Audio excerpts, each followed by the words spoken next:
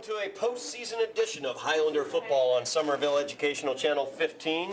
Tonight, it's senior night here at Dilboy Stadium, and the Highlanders continue their postseason schedule with a matchup versus the Marauders of Belmont. I'm Todd Harmon. I'm joined tonight by Braden, Moriarty, and Braden.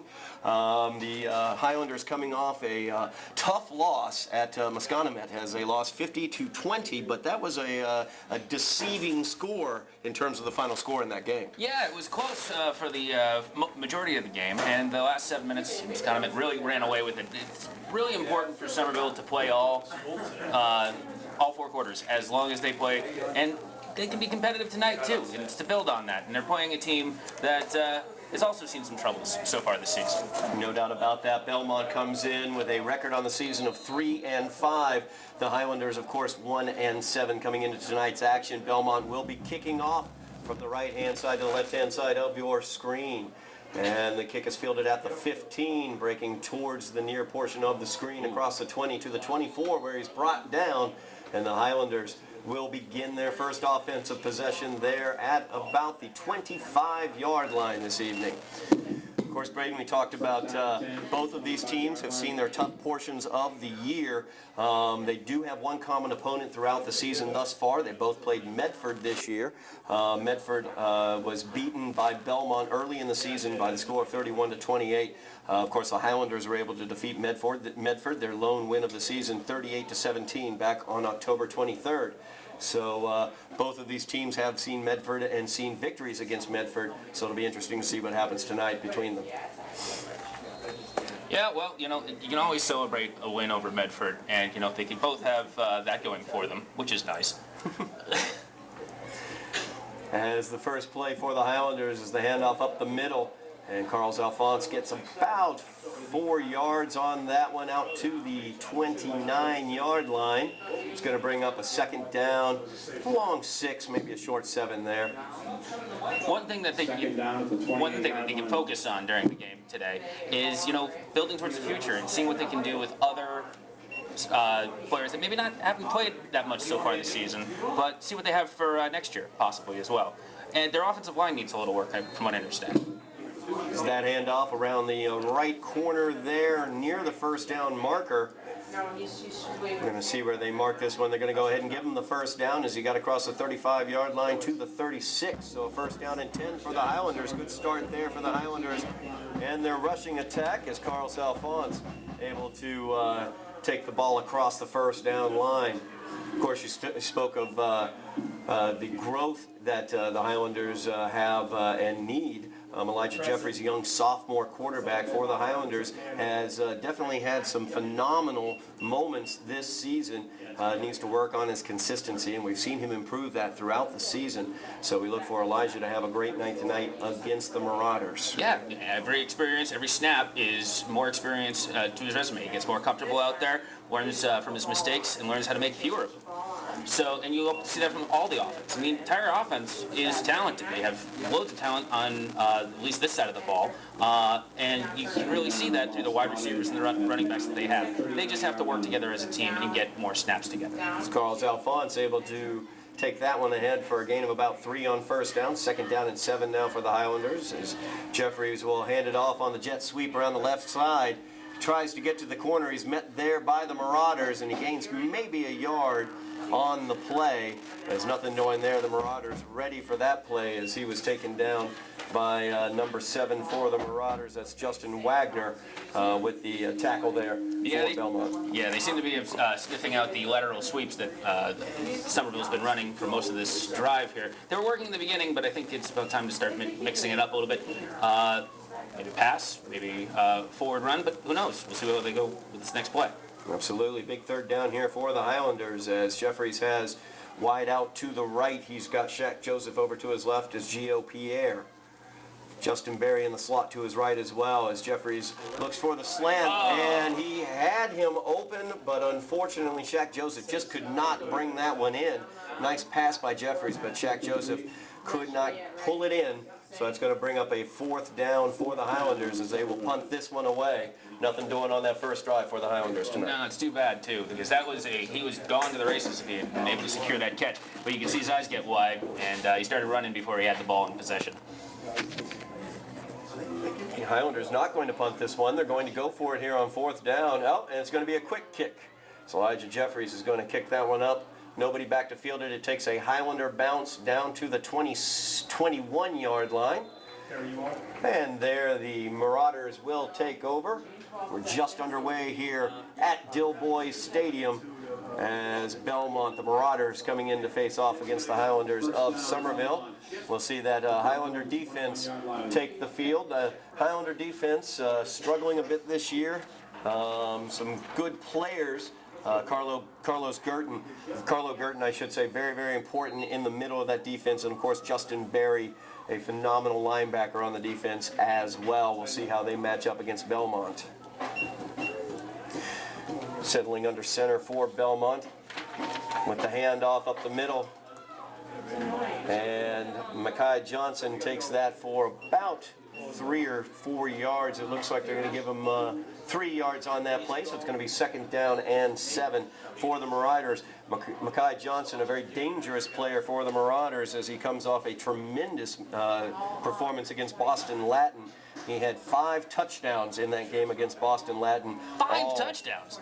Phenomenal job by him. Absolutely a great job. In the first quarter, they were actually trailing 7-0, and then Mekhi Johnson, who has the ball right there, tackled by the Highlanders in the interior of the line after a gain of about 1 or 2 yards. It brings up the 3rd down and 4 for the Marauders.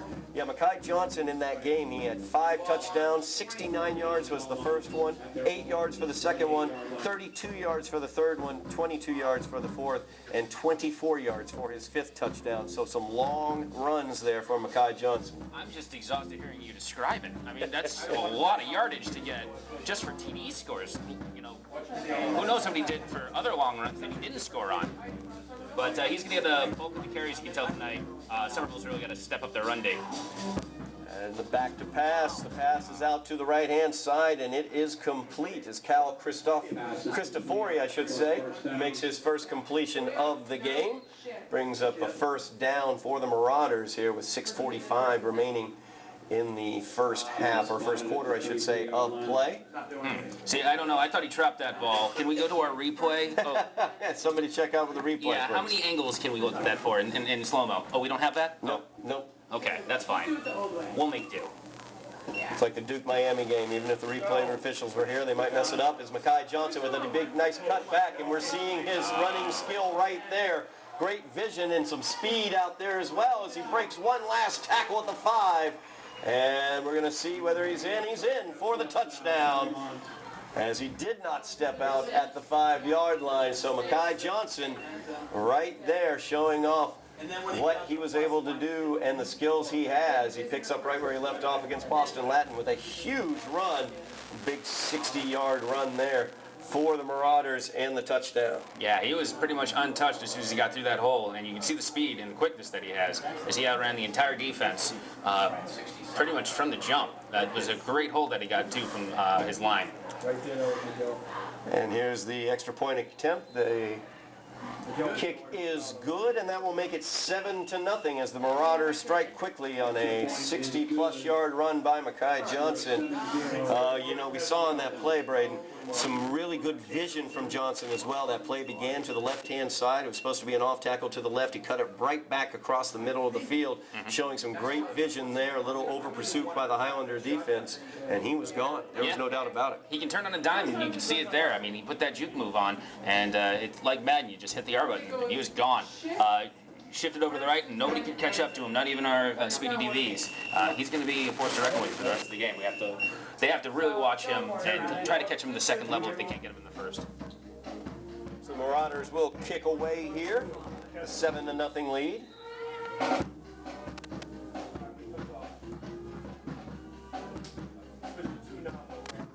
And the kickoff will be fielded at the 15-yard line, looking to set up his blocks, going past the 20.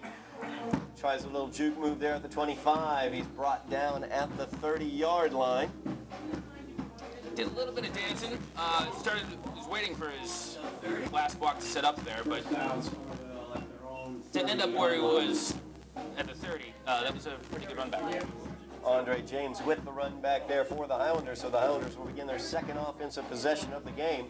trailing here 7-0. We saw the Highlanders turn to the run game on that first drive. Of course, we know Elijah Jeffries has an excellent arm, the left-handed sophomore quarterback for the Highlanders. We might see them open up the passing game here a little bit. Kevin, can you hear me? Jeffries calls out his signals. Can you hear me? He's got the snap, he hands it off. Up the middle, he'll cut it back. Listen, man, you Get gotta dropped come down after the line about a and gain of a create yard the there. all right? As the Marauder defense all over that one, nowhere to go. Shaq Joseph with only a gain of 1. Yeah, the dancing behind the line isn't going to get you a lot of yards. It works sometimes in the high school level, almost never works in the NFL level, but you can see it from that point. You have to hit the holes as quickly as you can, especially with how quick this defensive line seems to be for Belmont. And the give is to Christopher David. David spins away from one defender, couldn't quite get away from the second, and a very nice spin move as they got some good defensive penetration there. David was able to spin away from one tackle, but was brought down after a gain of just a little under a yard. So it's going to bring up 3rd down and 8, another third down and long for the Highlander offense. Yeah, that could have been a very, very big loss, but he did make a nice move there. Elijah Jeffries back to pass now, looks across the middle trying to find Justin Berry there. Pass is incomplete as he threw it low, which is exactly what you're supposed to do, but not quite that low, unfortunately. No, unfortunately his wide receiver is not 2 feet tall, but he had to throw it. He had no other option there. The linebackers dropped it back into coverage, back into the zone, and he was double covered at that point. So it brings up a 4th down and 8 now for the Highlanders. Sorry about that, Todd. No problem at all. See if the Highlanders how the Highlanders set this up. They decided to forego the punt formation on their last 4th down, although a quick kick by Elijah Jeffries was what they ended up doing. Looks like they're setting up in that same formation here as Jeffries is going to be joined in the backfield by Carlos Alphonse. He's got 2 receivers to his right. He's got 1 receiver, Gio Pierre, spread out to his left. We'll see if they quick kick here on a 4th down and 8 or whether they go ahead and go for it. As Jeffries will go ahead and quick kick that one as well. This one's going to take a Highlander bounce across the 30, rolling down to the 25, to the 23-yard line, and that's where it's going to be down by the Highlanders as Andre James will down it there, and the Marauders will take over for their 2nd offensive possession, leading by the score of 7-0 today. Highlanders offense struggling a little bit here against Belmont. Not going to the passing game as often as they have. These past 2 offensive possessions, they've really devoted themselves to the running game. Well, establishing the run early is, football 101.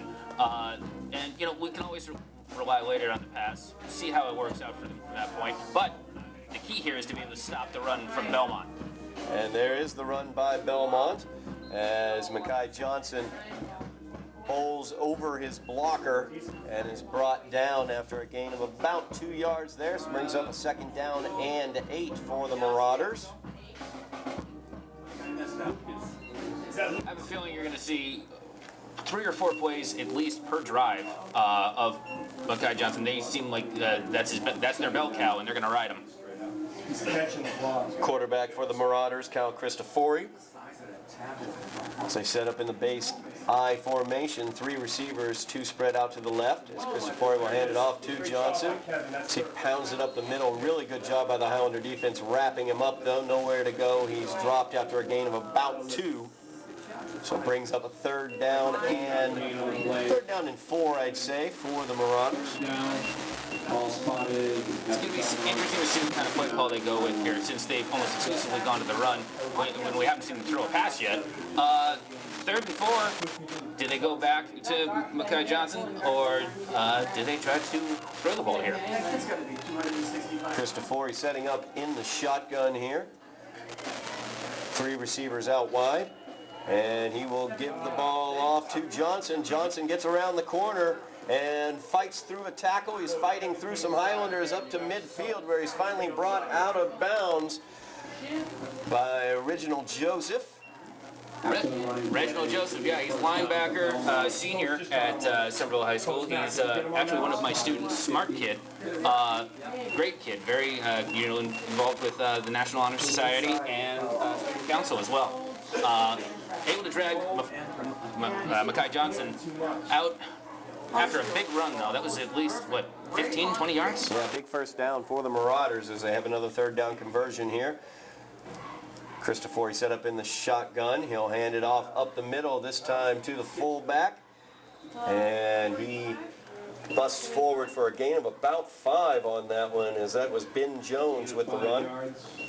Yeah, they seem to be moving Ben Jones in and alternating him with Makai Johnson to give him a bit of a breather. And they have 2 runners that can run. Somerville's really going to be in for a long night. Now, I don't know if you can see number 72 for Belmont, their big left tackle, but that guy takes up half the screen. That's a big fella right there. That is a big fella. And they seem to be running behind him, which I would do too if I were there in their position. Yep, number 72, Chris Piccione. And right behind that big left tackle, it looks like they're going to get the first down as well. Right across the 40-yard line to the 38-yard line. So the Marauders, another first down on this drive. 2.5 minutes remaining in the quarter. Marauders leading 7-0, and they are driving. So they have it first down and 10 at the 38-yard line. Yeah, the longer the defense is on the field, the more tired they're going to get. And they're swapping in personnel pretty quickly over here on Belmont's side as they try to get things going. And I wouldn't be surprised if we didn't stick with the run. I mean, until Somerville can stop it, they should probably continue running it. Ben Jones in. Yep, and the fake to Ben Jones is Christofori looking for his receiver out to the right, and that pass is incomplete as it was in and out of the hands of number 7, Justin Wagner, the tight end. Going on the 10-yard out there. Pass is incomplete, though. Brings up a second down and 10. It was an interesting play call. They had 2 players split wide, and they both ran 10-yard outs. And they went on the inside to the tight end there, where it looked like the wide receiver on the farthest side seemed like he had more of an opening there. But maybe he was trying to throw it to him, and the tight end stepped in front of him. But that was a pass that easily could have been completed. Somerville got very lucky there. So after the incompletion, second down and 10 here for Belmont. So in a base I formation once again, 2 receivers out wide. The give is to the left-hand side, and Makai Johnson, I believe, once again. Yep. And he fell forward just short of the 30-yard line. I'm sorry, 32-yard line at the 33-yard line. Brings up a third down and 5 for the Marauders. They've made some big third down conversions already in this game. This is another big third down conversion, although they might be in 4-down territory if they are not able to make this one. Yes, Christofori will hand the ball off, and that time the Highlander defense all over it. Nowhere to go that time. As I believe that was Ben Jones with the carry that time. They shut him down immediately. So it brings up a 4th down and 5, and we'll see whether it's 4-down territory for the Marauders. Yeah, the Somerville Highlanders sniffed that one out. They did send 3 wide receivers trips wide to the right, but they knew that they were going to try to run on them and didn't let that fool them. So it was a good call on the defensive play to stay at home and make sure that they got the runner. Yeah, once again, Carlo Gurton in there making noise on the interior for the defense. They're going to go for it here on 4th down with trips to the right, single receiver on the left. Ben Jones in the backfield as Christofori will look out to his right. He's got a receiver open, and it's complete for the first down. And that's going to be a penalty as well against the Highlanders. They're going to get him for a face mask, it looks like. Either a face mask or a horse collar. He seemed like he got him up top. And that's no way to tackle. Jason Barrientos getting called for the foul. So we're going to tack on 15 yards at the end of this play. It's a real, and that's a bit of a shame considering how well they had that play covered. The quarterback for Belmont did manage to find the one open receiver and make that connection. Unfortunately for Somerville, the flag is just going to push them farther back into the red zone. So it's going to bring up a 1st down and 10 for Belmont. Looks like it's at just outside the 10-yard line at about the 12, I'd say. Well, I'm not good at math there, Todd. I'm going to have to take your word for it. Yeah. It's Christopher there with the handoff. Ben Jones around the left-hand side. He's going to cut it back. A couple Highlanders there to stop him at the 5-yard line is where Jones is brought down. And I thought he was going to score just from where he was. He had a lot of open field in front of him, but the Highlanders closed in quickly. Linebacker came in from the second level and really closed on the ball nicely. That was actually a very good tackle and a very good play considering where it was looking to go. And that's going to do it here in the first quarter of play. As we move to the second quarter, the Highlanders trailing in this one after one quarter of play by the score of 7-0.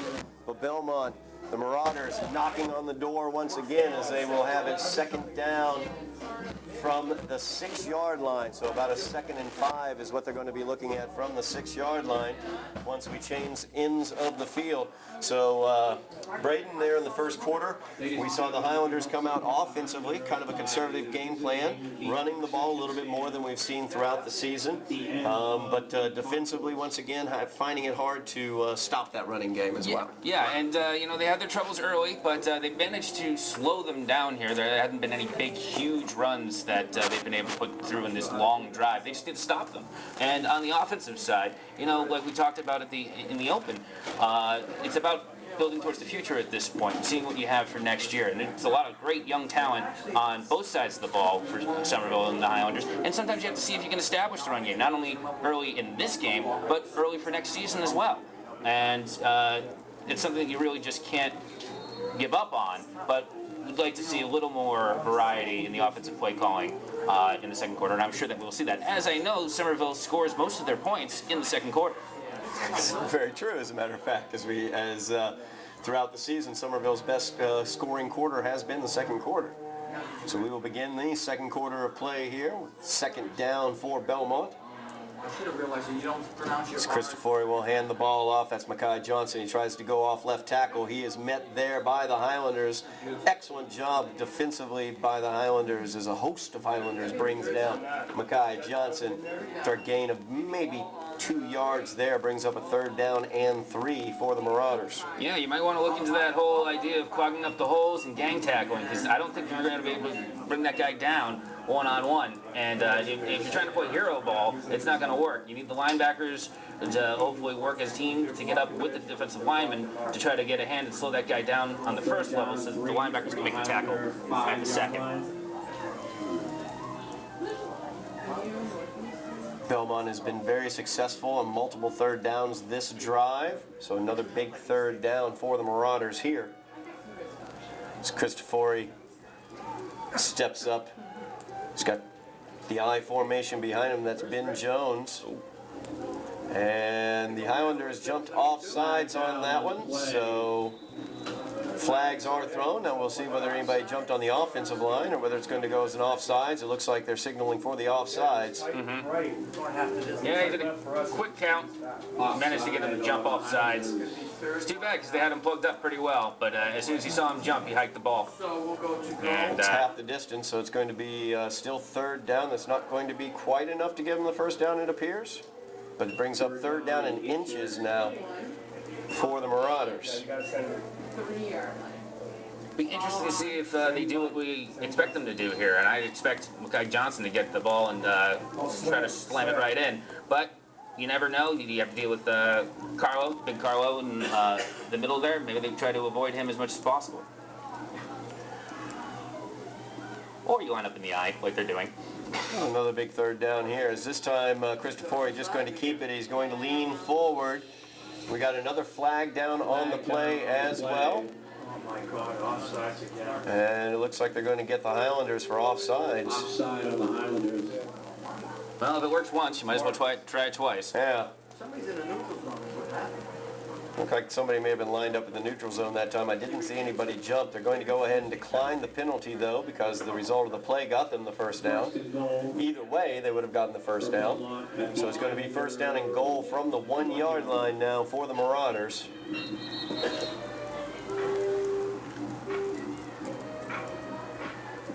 Mekhi Johnson back into the game. As Christopher has 2 receivers, both to his right, I formation behind him.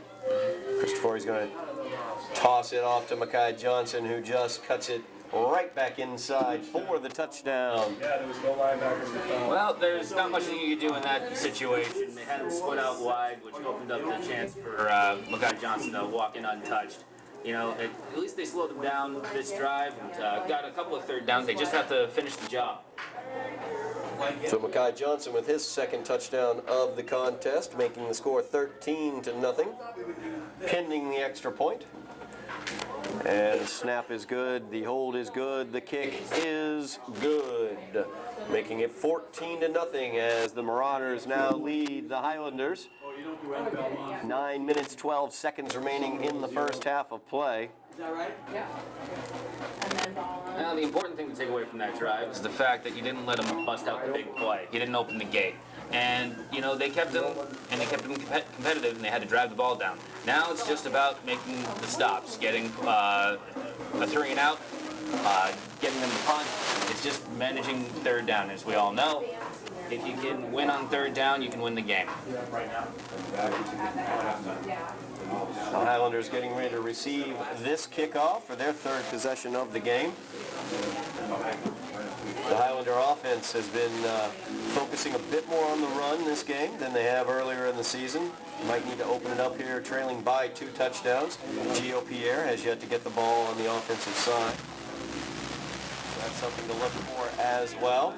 As this is a line drive kick, it's going to be fielded, bobbled, and recovered by the Marauders.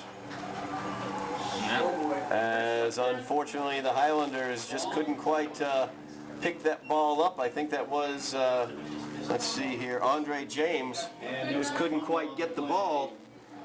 And heads up play there by the Marauders as they were able to knock him off the ball basically and get the ball themselves. So now the Marauders are going to have the ball leading by 2 touchdowns. First down and 10 from the Highlander 15. Yeah, sloppy play on special teams can kill you. And number 9 compounded his mistake by trying to pick it up after he initially fumbled it. At that point, you just got to fall on the ball. But hopefully they can make a stop here inside the red zone. As Christopher calls out the signals, looks to his left. He's under pressure. Is a good defensive pressure there. And tried the pass into the end zone. It's incomplete as he tried to connect up there with Justin Wagner. And he was covered. The Somerville quarterback, who I can't quite identify at the moment, was right on top of him, basically sitting in his back pocket. I mean, I don't know exactly what Christopher was trying to, what kind of window he saw to get that ball in there, but that was an adventurous play, to say the least. Really quickly, we saw our man on the field, Jeff Argenziano, with the camera there underneath the uprights for a moment. Gives us our inside information. Hey there, Jeff. Big second down here for the Marauders as the give is to Makai Johnson. He busted right up the middle and finds pay dirt for his 3rd touchdown of the game. A 15-yard scamper that makes it 20-0. The Marauders leading over the Highlanders. Now, you know, it's really tough to tackle somebody when you can't get a hand on him until he gets into the linebackers and into the secondary, especially in the red zone. That's just not a way that you can win a football game, but Makai Johnson's extremely talented. And here's the extra point. The hold is good, the kick is up, and the kick is good. So that makes it 21-0. So the Highlanders trailing early in this one. 8:51 remains in the first half. The Highlanders down by 3 touchdowns. Long road back for the Highlanders as Coach McConan Fenton trying to get his boys on the right page there. Yeah, and the road starts with taking steps to figuring out how to stop the run. There's head coach. Until we can figure that out, and they come up with a game plan, it's going to be a long, long night. Unless they can start scoring and turn this one into a shootout. And try to keep the Belmont offense off the field. No question about that. Belmont's offense, 3 drives, 3 touchdowns, all by Makai Johnson. He's picking it right up where he left off last week against Boston Latin, where he got 5 touchdowns. He's over the halfway point of getting 5 touchdowns today, as he has 3 on the day. It's a line drive kick. Once again, fielded by Andre, who will try to make his way downfield, but he gets turned around, pushed back the other direction. They're going to give him forward progress up to the 23-yard line, which is where he fielded that kick in the first place. A lot of extra effort for not a lot of payoff, but at least they held on the ball this time. And Somerville will have a chance to get something going on offense and hopefully give their defense a bit of a rest, as they've been just getting run roughshod on.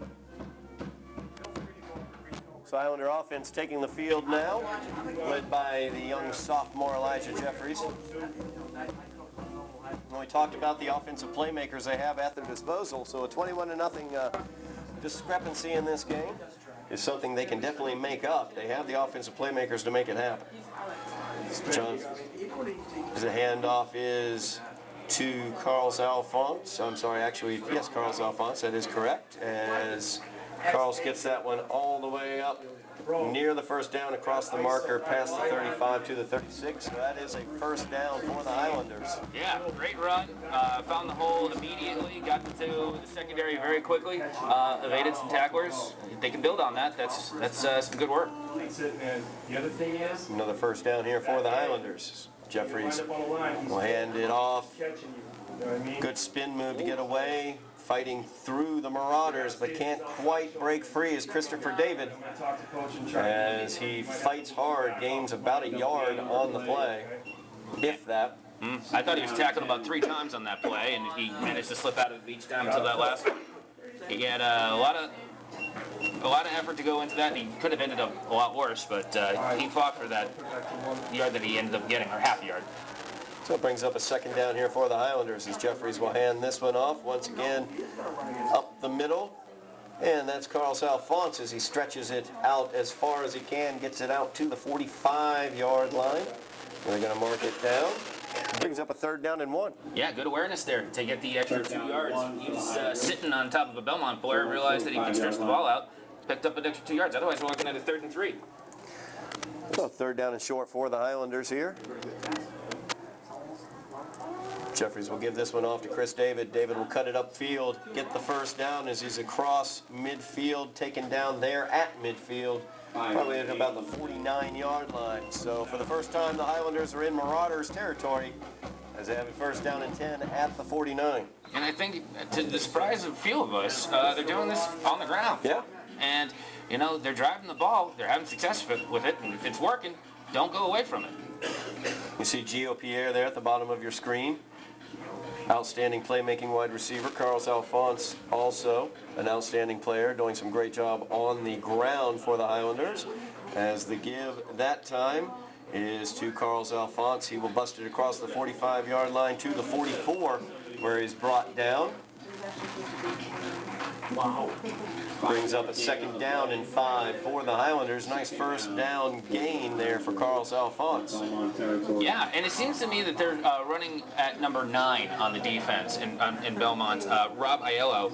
It seems that on whatever side that he lines up on, it seems like Somerville is targeting him and running towards his side on sweep plays, which, if they continue to do, it seems to be working, so stick with it. Jeffries once again in the shotgun formation for the 2nd and 5 play. And the give is to Christopher David. David around the corner, he's got it there. He's got one man to beat who is able to knock him out of bounds, but a nice gain there for Christopher David, as Grant Gilbert was able to knock him out of bounds at the end of that play. But the Highlanders get another first down on this drive. They are driving the ball nicely here in Marauder territory, using the run to great effect. Yeah, running up the sidelines, that would have worked. If number 2, Grant Gilbert, wasn't there, he had a man in front, too, to block as well. Great play by the safety for Belmont, but just have to keep going with it. As Jeffrey once again gives it off to Chris David. David trying to get away from one defender. He is able to dive forward for a gain of about 5 yards. These first down, these gains of 5 yards on first down are great for the Highlanders, keeping them in very manageable 2nd and 3rd down situations on this drive. It's going to actually be more like a 2nd and 6 here for the Highlanders, but the running game being very effective for the Highlanders thus far. Yeah, especially outside. The sweeps, the options, everything that they've been running around the corners have definitely been working out so far. See if they keep it up. And this time Jeffries will pass it to Gio Pierre. There's Gio with a nice play. He gets the first down as he gets across to the 20-yard line. So a big first down there for the Highlanders. Be a first down and 10 from the 20-yard line. Highlanders trailing 21-0 here. 5 minutes remaining in the first half, but the Highlanders putting together a nice drive as they are deep into Marauder territory. As Jeffries will hand that one off. And a nice cut there as Chris David dives forward. He loses the ball, but it was knocked out by his dive on the ground. This ground can't cause the fumble, so he will get the 8-yard gain there. Brings up a second down and 8, or second down and 2, I should say, for the Highlanders. Yeah, made a very nice plant coming through the line right there. Changed the direction. Got the linebackers leaning one way. He cut back the other way. Was able to turn that for about another 4 or 5 yards farther than I thought he would get. Excellent, excellent, excellent run vision on that play. Timeout on the field as the Highlanders getting their offensive game plan ready to go there. Figuring out exactly what they want to do. Very important possession here for the Highlanders, trailing by 3 touchdowns. They have the opportunity to get one of those touchdowns back. They will be kicking away to Belmont to open out the second half. So with only 4.5 minutes remaining in the half, it's also incredibly important, number one, that the Highlanders score on this possession, either take as much time as they can off, or score as quickly as they can and maybe try to get a defensive stop and get the ball back. Yeah, this drive definitely has to pay off with some points. Considering that they've played at least a dozen plays on this drive alone, you've gone almost the entire length of the field. To come away with nothing right now would be devastating. You got to put some points up against Belmont, show them that you mean business, and hopefully they can do that. They've been running the ball very, very well, and they've been able to complete a pass or two on this drive as well. So they have a couple options here. Let's just hope that they can put it in the end zone or hopefully get a field goal at least. Big second down here for the Highlanders as the give is to Carlos Alphonse. He runs it right up the middle. He's got the first down across the 10. He's brought down at the 7. So it'll be first down and goal for the Highlanders from the 7-yard line. Good job by Carlos Alphonse right there attacking the hole. We saw him earlier dancing a little bit behind the line of scrimmage. That time he saw the hole, he attacked it, he went right to it and got that big first down. Yeah, he seems to have dropped the fancy moves and decided just to hit the hole, which is something that always seems to pay off. It's the anti-Lawrence Moriarty maneuver, for you old Pats fans, if I'm dating myself. And Jeffries will hand this one off. Off left tackle is where it's going to go. As Carlos Alphonse gets across the 5, is brought down at the 3-yard line. So they bring up a second down and goal from the 3 for the Highlanders. Yeah, just piling through. You just keep banging that ball behind your big guys, and you're gonna make some headway against this team. It seems like Belmont is giving up 2-3 yards every once in a while. See if they can actually just punch it in here. So a big second down here for the Highlanders on a huge possession, trailing by 3 touchdowns, looking to get one of those back as Jeffries will hand this one off as well, cutting it up towards the end zone and across the goal line. Carlos Alphonse for the touchdown. There we go. Excellent, excellent run. The line did an excellent job through that entire drive blocking. Really opened up some great holes for the running backs. Carlos Alphonse taking it pretty much the length of the field in fits and starts and 2 yards here, 3 yards there. Hey, it wasn't pretty, but it gets the job done. You need to score points to keep up with this Belmont offense. And the longer you can keep them on the sidelines, and while you're putting up points, you still have a shot, Somerville. Somerville going for 2 here as the give is up the middle to the big boys, and he did not make it. Just couldn't quite get it into the end zone. I'm trying to get a read of who that was who was running it, number 54. So that was Carlo Girton. Hey, getting the run there, trying to move that big body into the end zone. Didn't quite make it though.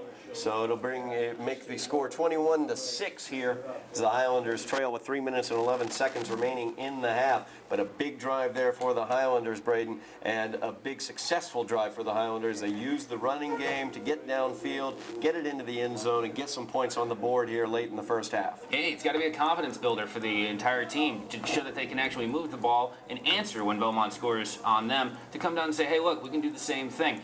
and being able to push Belmont back systematically, as they did, and get 5 yards here, 10 yards there, 8 yards here, and not be denied to get to the end zone, that shows some nice heart and some nice spunk from the Somerville Highlanders. Got to see some of that spunk and some of that heart coming from the defense hopefully here soon. 3 minutes and 11 seconds left. We've seen that Belmont, with that incredibly, with that very, very good running back that they have, Mekhi Johnson, can strike quickly. Mekhi Johnson with a 60-yard touchdown run to open the scoring tonight, as the Highlanders coming out for that bunch formation, kind of faking a onside kick there. Instead, they'll set up a normal kick coverage. And it's a line drive kick fielded at the 14-yard line. And he is forced out of bounds. And they're going to mark that one at the Kickoff return. 29-yard line, I believe. It looks like that's where they got him out. Somerville could have been called for a late hit there. Luckily, they weren't. The refs decided to keep the flags in their pockets. But it was good coverage on the special teams. And I like the trickery that they show with the coming out in the bunch formation and faking like they're going to run forward. You always have to have fun with special teams. Otherwise, it gets rather boring just watching the punters kick the ball back and forth all day during practice. I used to play special teams. That and left bench. Back in my playing days, I played for exactly 1 year. There we go. And the give right there for the Marauders, that is Mekhi Johnson. He bounced it out to the outside, and there is that quick strike ability as he has nobody between him and the end zone. Mekhi Johnson with another big touchdown run. That time, that one was a 70-yard run for Mekhi Johnson. He just makes it look so easy, doesn't it? As soon as he gets to the outside, he's gone. He's a ghost. It doesn't seem like they're piping in our feed into the Somerville helmets, but stopping Mekhi Johnson, is something that they haven't found an answer for yet. But they have to have any hope of competing in the second half. They've got to find an answer. No doubt about it, Mekhi Johnson showing that speed there, but also showing the elusiveness as he was able to cut through. Some really good field vision by Johnson as well, as he always seems to be able to find that open lane, whether it's on the outside, the inside, or whatever it happens to be. But the extra point being good, that makes the score 28-6. So the Highlander offense fought downfield, a long drive, time-consuming drive, kept the defense off the field, and then immediately Mekhi Johnson just took it right back. And so the Highlanders trailing once again by 22 now. 2 minutes, 51 seconds remaining in the half. Of course, the Highlander offense getting the opportunity here once again. Will be taking the field in a little bit after this kickoff. And the key word there is opportunity. They have an opportunity here to really come back and answer, and they have to do it in quick strike mode. It really has to be hurry up offense if they want to score. They don't have the time to do the long drive this time. They want to get some points on the board before halftime. Well, the Highlanders awaiting the kick. It's a line drive kick once again fielded by an up man. And he just drops right on it. Fielded by Somerville. Quincy Bocage. Smart maneuver. If you're one of the up men, you're not known for your running prowess. It's just best to fall on the ball and not get yelled at for fumbling it later on. A first down now for the Highlanders from their own 30-yard line. 2 minutes, 46 seconds remaining here in the first half of play. Of course, at halftime, this is senior night, so at halftime, the senior night festivities will continue. But before that occurs, of course, the Highlanders have the opportunity to score here with the offense on the field, as Elijah Jeffries might have to open it up here a little bit. First, the give will be to Chris David as he tries to pick his way through the offensive line and cannot get past An army of Marauders. First down run, no gain on the play. gain of 1 there as that army of Marauders knocked him back. Brings up a 2nd down and 9 for the Highlanders. Yeah, at least 4 guys jumped on his back and rode him into the backfield there. You think that you can't be too conservative here, so you have to start airing it out a little bit. You see the red, white, and blue, the stars and stripes there on Elijah Jeffries and a couple of the other Highlanders. As Veterans Day, of course, is coming up very soon on Wednesday. So the handoff is up the middle Gain of about 4 yards there will bring up a 3rd down and 5 for the Highlanders here. Just over 2 minutes, or I should say just crossing the 2-minute mark left here in the first half of play. We do have a couple players who seem to have their equipment connected. Looks like maybe some face masks got locked together right there. I don't think there's any injury on the field. It's just a member of the Belmont team and one of the Highlanders as well. That's got to be awkward. You know, you're stuck. Your face masks are stuck together with an enemy opponent. You're sitting there. You're like, hey, well, this is awkward. Yeah. As Lowell Haska, number 52, lost his helmet there as it was connected there. Somehow got in and connected with one of the Highlanders' helmets as well. Trying to see which Highlander that was. We're going to have to get you back off the line. I can't quite tell. That would be Quincy Bocage again, Talk to him right now. Put it one of back the on. offensive linemen. He's had a very interesting half. Yes, he has. Fielded a kickoff and got his helmet connected with another helmet. Big 3rd down here for the Highlanders. 1:40 remaining in the half. So Elijah Jeffries has We got to show him. 3 receivers out in the pattern. He's back to pass. He looks to his right. The pass is complete. Trying to spin forward, and he does for the 1st down across the 40-yard line. Big 1st down there for the Highlanders. Really good job there by Andre James as he makes that pass completion and spun forward to get the 1st down. Heads up play to get himself past the sticks. And as you said, Todd, it's another 1st down for the Somerville Highlanders. They got to get moving here as we almost have 1 minute left to play in the half. So Jeffries calls out the signals. He's back to pass. He looks to his left. He's going way downfield. Pierre is open, but off of Gio's hands as Gio was able to get separation right at the end there, but not quite able to reel in the pass. Brings up a 2nd down here for the Highlanders. Yeah, as he was trying to get free there, he didn't really have enough time to really look up and be able to tell where the ball was until it was too late. Then his reaction time just wasn't enough to reaction time for him to get his hands out. But it was a good throw, good pass by Jeffries. Again, experience will help both those players in the future. So a big 2nd down here as they go on the jet sweep, and that is sniffed out immediately and nowhere to go as the Marauders just take him right down for a big loss. 3rd down and 16 is what it's going to bring up, as that was a loss of 6 on that play. Crazy big tackle by Adam Deese, number 45 for Belmont. He just got right around his blocker into the backfield and just was able to take his blocker with him for a ride as he tackled the running back for a huge loss. It's really not the direction that the Highlanders want to be going in. No question about it. I think head coach McConan Fenton was just letting them know that they were not going the right direction in that situation, as he had some words there, it looked like, for the offensive line in that situation. Yeah, guys, the other way, that way, to the left. But hey, you know what? It's still 1st half football. There's some adjustments to be made here, and they can still put points on the board. Another deep pass, another couple of deep passes along the sidelines, some fade routes, maybe some go routes. You never know. Something could connect here. They've gotten very close. 3rd time might be the charm. Small number change, by the way. Number 8 is now Andre James, as his number 9 jersey was ripped earlier in the game, so he is now in the number 8 jersey. 45 seconds remaining in the half. A big 3rd down here for the Highlanders as Elijah Jeffries calls out the signals. He's got 2 receivers at the bottom of the screen, 1 to the top, I believe. That is Shaq Joseph up there.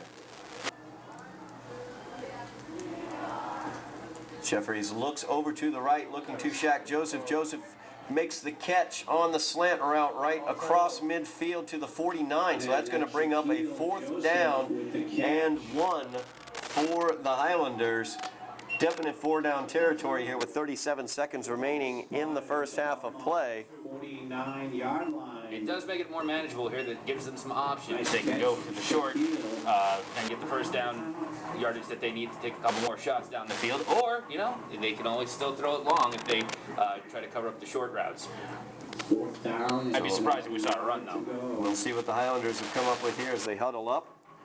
37 seconds remaining in the first half of play. Just curious, let me ask you, how did you know that he switched to number 8? That would be our man on the field, our man on the spot, Jeff Argenziano, Wow. texting the information very throughout the contest. Yes, we love having Jeff down there. He gets us that inside information. As Jeffries will hand this one off, and the Highlanders get the first down. Big first down there as Carlos Alphonse gets across the first down marker down to the 45-yard line. Shows what I know, Todd. I said there was probably no way that they were going to make a run on that play. And what do? They pick up the first down with the run. No timeout for the Highlanders. They're going to continue here with no huddle. 22 seconds left in the half. Jeffries back to pass. He looks to his left. He's going way deep down to Gio Pierre. Pierre tried to adjust as he was looking for it over his inside shoulder. He had to adjust to try to get it over his outside shoulder. And the pass was incomplete off of Gio Pierre's hands. So with 15 seconds remaining here in the first half of play, it'll be second down for the Highlanders from the Marauder 45. Yeah, he was jogging for position down the sideline with 2 defenders on him, and the fact that he was able to even get near that ball was impressive. That spin move he did at the end and to actually locate the ball, that is actually quite impressive. Big second down here for the Highlanders as Jeffries has 2 receivers to his right. Gio Pierre alone on his left. He goes back. He's looking to Pierre. He's going up the middle to Pierre this time. Pierre this time, though, bracketed by the Marauder defense. Pass was incomplete. So with 11 seconds left here in the half, the Highlanders have it third down and 10 from the Marauder 45. Yeah, that looked like a bit of miscommunication. It looked like Pierre was supposed to run a fly route, but apparently was coming for a post. And he was also covered by 3 guys. That would have been amazing anyway if he was able to make that catch. But let's see if they go in another direction or if they try to feed Pierre again. 4 receivers this time out for Jeffries. 4 defensive backs way deep, giving lots of cushion underneath. They're going to go on the screen to Gio Pierre, get the ball in his hand, see what he can do with it, and he might have something to do with it as he cuts it back to the outside, around the edge, across the 25, and he's out of bounds at the 23-yard line. We're going to see whether they're going to put a second back on the clock. The clock did expire, but they're putting 1 second back on the clock. So there will be 1 play remaining here for the Highlander offense in the first half. What a heads-up play by Pierre. You can see that he looked at the clock as he was running out of bounds and decided to step out right at the right time. They definitely had 1 second left on the clock when he stepped out. Heads-up play by Pierre, and the move that he made to get to the outside on that to pick up the extra yardage was excellent. And we have a hold actually being called against the Highlanders. That's going to back it up to the 43-yard line on the holding. So the holding took place apparently at the 33, or I should say the 28-yard line. So now the ball is placed at the 38-yard line. Oh, that's too bad. That was a really, really well put together run by Gio, and now they're going to have to try to heave it in the end zone from their current position and see if they can get the guys down into the end zone before the pass rush gets to them. 1 play here for the Highlanders in the half. They trail 28-6. It's Jeffries getting on the same page with everybody, calling out the signals. Back to pass, goes for the screen pass. As Carlos Alphonse has it, he's trying to find some daylight, and he is brought down at the 31-yard line, and that's going to do it here in the first half of play. As we move to halftime, the Highlanders trailing the Marauders of Belmont by the score of 28-6. You are watching Somerville Highlander football on Somerville Educational Channel 15. And it looks like we will be honoring our band seniors first.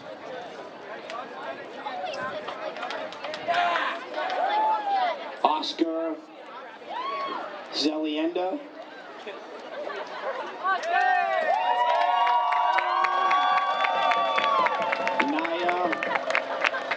Taya, Christina Kizareth, Lynn Collins, Jessica Pacheco, Joshua Gallo, Ben Stevens, Bridget Long, Henry Schneiderbeck, Anna Kulibeck, Innocent Wolzafaya, Molly Swanton, and Bokari.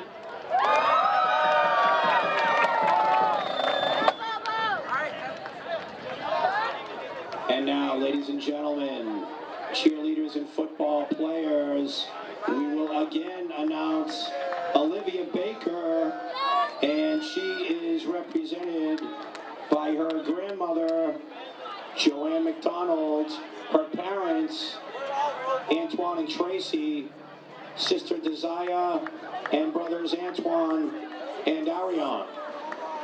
Congratulations, Olivia. Next up is Caitlin Breen, and she is represented by her parents, Kathy and Charlie, and her sister, Joylene and Caroline. Next up is Allison Cabrino, and she is represented by her parents, Sabrina and Danny, her nephew, Joylyn, brother-in-law, Jarrett, and sister Katie. Next up is Catelyn Ray Gendreau, and she is represented by her mother Stephanie, her stepfather Kevin, brothers Brandon, Rob, and Chris, niece Jaya, and nephew Julius. And next up is Larissa Lavassier, and she is represented by her mother Susan and her sister Madison. Alexis Ripley, and she's represented by her friend Kylie. Miguel Aguiar, represented by his mom Dina, his dad Jose, and his brother Jose. Carlos Alphonse, he is represented by his mom Carlene. Paulo Azevedo, represented by his parents Serlene, Ronaldo, and his brother Marcos. Justin Berry, he is represented by his parents Helen and Scott.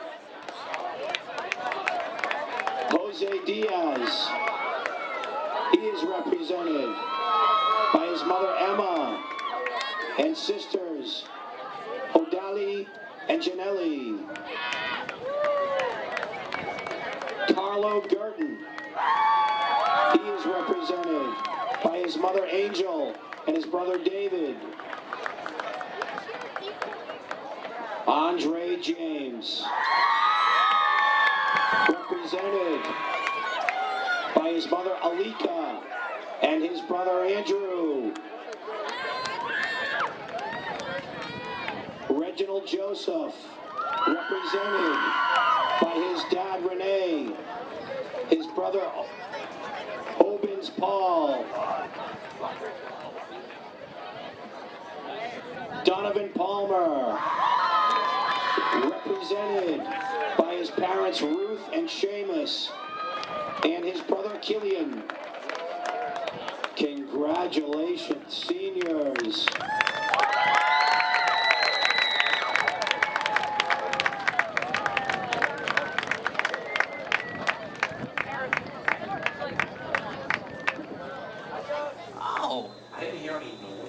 onside kick to begin the play here in the second half as we are back on Somerville Educational Channel 15 here at Doughboy Stadium as the Highlanders trying to open out with an onside kick here in the second half of play as they were kicking off to Belmont. And we will see what the outcome of that was as it came from that bunch formation.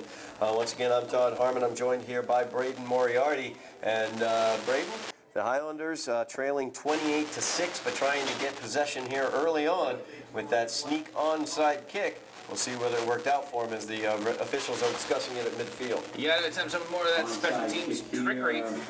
By the Highlanders, and we have a procedure penalty. First down. Fortunately, the ball didn't travel the necessary yardage. Yep.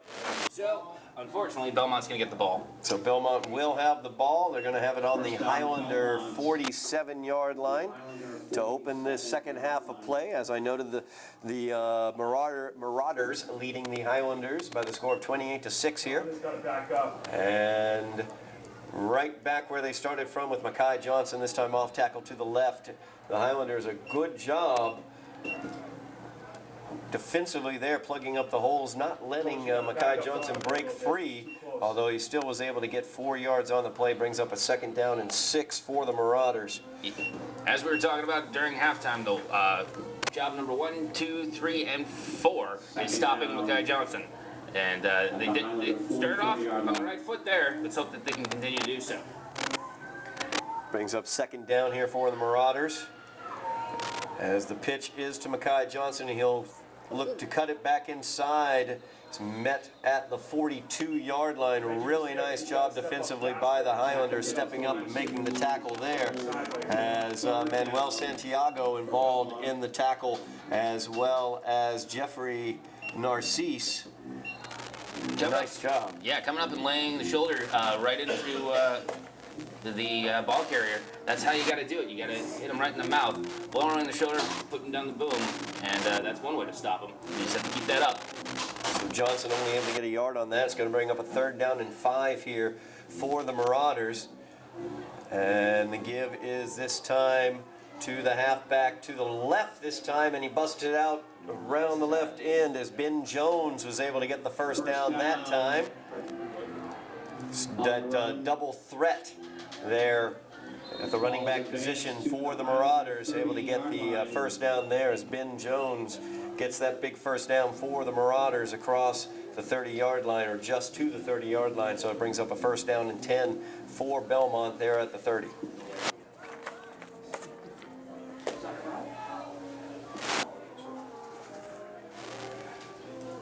Cristofori, the quarterback, hands it off up the middle. And that time that was that was Ben Jones once again, as Jones is taken down after a gain of about 6. So it's going to be 2nd down and 4 for the Marauders. So they were once again running behind that big left tackle they have.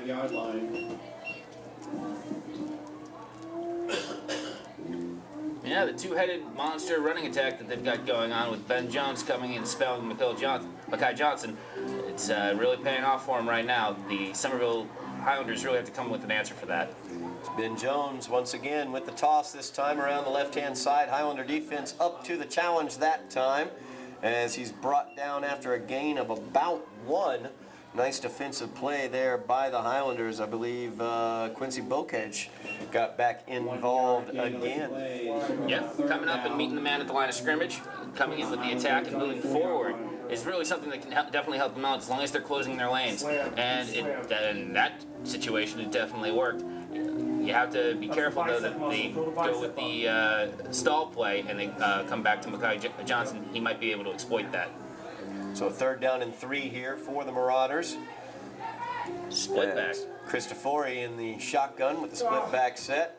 And the Highlanders jumping off sides once again. Flags all over the place. It's a free play for the Marauders, and they're going to cash in on that free play with a touchdown. Touchdown, Belmont. As the pass went to number 87, Joe Shaughnessy. And Shaughnessy powers his way into the end zone for the touchdown. They are signaling it as a touchdown. As it looked as if the Highlanders knew they were offsides. Some of the members of the Highlander defense really didn't actually play that play, it looked like, for a moment. But there was no whistle. You have to play until the whistle, and there was no whistle. So Shaughnessy able to get that one into the end zone for the Marauders, making it 34-6.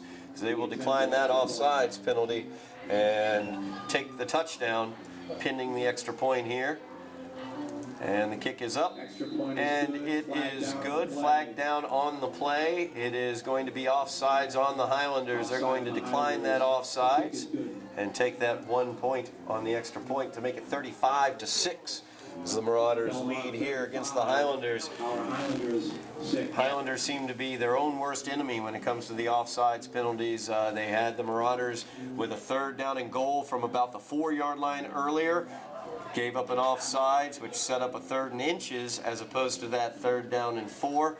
Once again, on a big 3rd down play, the Highlanders jump offsides and give up the touchdown to Shaughnessy. Yeah, loose fundamentals will ruin you. You have to make sure that you start the play off correctly. And as important as it is to finish the play, if you get yourself into a hole by jumping offsides and give them a free play on the offensive side, they're going to take advantage of it. And we saw that there as Belmont moved the ball down. So Belmont now kicking off to the Highlanders. It's going to be fielded at the 9-yard line. And he brings it out across the 25, across the 30 to the 36-yard line, which is where Andre James is brought down. By Andre James to the Highlander at the Highlander 37-yard line is where they're going to mark that one. So with 7:19 remaining in the 3rd quarter, Highlanders trailing 35-6. They were able to put together a nice drive with their next to last possession of the first half using the running game. But unfortunately, their defense not able to hold up their end of the deal, allowing too many scores here by Belmont. So it looks like the Highlanders might need to open up the passing attack. We'll see here what they do with their first possession of the second half. The fake, and the pass goes out to Gio Pierre on the screen play. As he steps out of bounds, he's forced out after a gain of about 4 yards. So it's going to bring up a 2nd down and 6 for the Highlanders. So Gio got that one just across the 40 to the 41-yard line. Yeah, showing some nice elusiveness on the screen play there. Able to advance the ball spotted at the Highlander 42-yard up the sideline. Almost broke that, too. So 2nd down and 6 here for the Highlanders, as this will be a handoff on the left-hand side. And Carlos Alphonse spins down at the midfield stripe, but he gets the first down for the Highlanders. So the running attack continuing to be effective for the Highlanders. And the way that they're doing is managing to break tackles. And you haven't seen some great tackling by Belmont so far. Where they've been able to really stop the Highlanders is through coverage. But if the Highlanders are able to continue to get into the second level, they should be able to score. As Jeffrey gives that one off to, I believe, Carlos Alphonse once again. Oh, actually, I'm sorry. No, that's Christopher David, as he is forced out of bounds after the first down gained on that one. He got just across the 40. We're going to see where they mark this one. It looks like they're marking at the 39, so that is going to be a first down for the Highlanders, as the Highlander running attack continues to be effective here. But unfortunately, you know, the Highlander offense in the hole here because the defense hasn't been able to hold up their end of the bargain. Yep, they're going to have to start putting bigger plays together and more bigger chunks of plays to hopefully try to get back into this game. As Jeffrey's looking to toss this one out. Tough pass there as he was trying to find Carlos Alphonse. Tried to get it over the defender and just barely overthrew Carlos. Pass that he didn't expect to have to put touch on. He adjusted quickly. Once again, Elijah Jeffries, you know, shows flashes of a tremendous play back there. A nice adjustment to a touch pass there. He has a really good arm, a rifle arm. But sometimes just not quite as consistent throughout this season. But he is a sophomore, and that's what we've talked about throughout the night, Braden. The young talent that they have specifically on this offense, and they need to see more consistency from. Yeah, more game experience is going to help that along, help them build off of it. And the only way they're going to do that is more snaps. It's that time, Carlos Alphonse with the big first down, or with the big 2nd down scamper. He gets, looks like a first down. Depends upon where they mark this one. And I do have to say that the offensive line has been doing a tremendous job blocking and getting their receivers and running backs free and into the second level. they're really controlling the defensive line and the line of scrimmage, doing a tremendous job springing those guys. They just have to keep putting that together, and being able to put pass plays together might help them here as well. That was a first down for Carlos Alphonse and the Highlanders, so it brings up first down and 10 from the 39-yard line, or 29-yard line, I should say. As Jeffries back to pass, he passes out to Justin Berry. Good adjustment by Berry, as it's going to take multiple Marauders to bring him down. And they do bring him down, but not until he's across the first down marker. We have a flag down on the play. See what this flag is. Yeah, he took 4 big hits, hit by 4 different Marauders after he caught that ball, was able to advance it. Let's see what the call is. After the play, we have an unsportsmanlike conduct call, and it's going to go against the Marauders, so we're going to tack on 15 yards to the Highlanders gain there. Or actually, it's going to be half the distance, as they were across the 20-yard line there, so it's going to be half the distance to the goal. Down, Somerville. It's going to bring up a first down and goal for the Highlanders as they get the ball here at the 6-yard line. Let's see if they can take advantage. Nope, wait, they're going to back it up a little bit. Back to the 11-yard line. Now the ball is placed on the 11-yard line. So it's first down and 10 now for the Highlanders from the 11. 5.5 minutes left here in the third quarter as Jeffries takes the snap. He'll hand it off to the inside. Carlos Alphonse is forced back. Not much room there for Carlos. So he was able to get across the 10-yard line to the 8. A gain of 3 on the play brings up a second down and 7 for the Highlanders. Yeah, your options become more limited as the field shortens up here down in the red zone. And, you know, they seem to really want to push the ball inside, get away from the sweep plays once they get down this low. But hopefully they're able to come up with something with an out pattern here. Maybe if they're going to throw the ball, we'll see. As Jeffries is back to pass, he looks for on the slant, looking for and finding for the touchdown. That would be Shaq Joseph. Shaq Joseph, yes. Nice play, nice little post route coming straight in on the early fade route. It was wide open. You can see the QB was looking at him the entire way. Was able to feed him the ball. Beautiful play. So the Highlanders now trailing 35-12. Looking to tack on 2 points here with a 2-point conversion.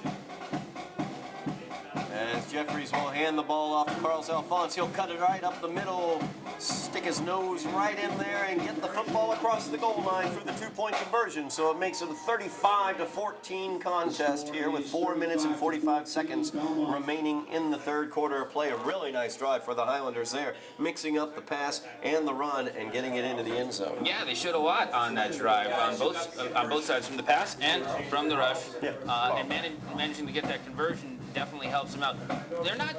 They're 3 scores down. It's all about stops now. If they are able to make some stops on the defensive side of the ball, they might be able to get crawled back into this game. Which, you know, the offense shows that they can move the ball. They just have to show, build on that confidence and build off that drive. So the Highlander offense holds up their end of the bargain here, scoring on their first possession of the second half. Highlanders trailing by 21, 35-14. Highlander defense will be called upon here to try to stop the Belmont offense and get the ball back into the hands of their offense, of the Highlander offense.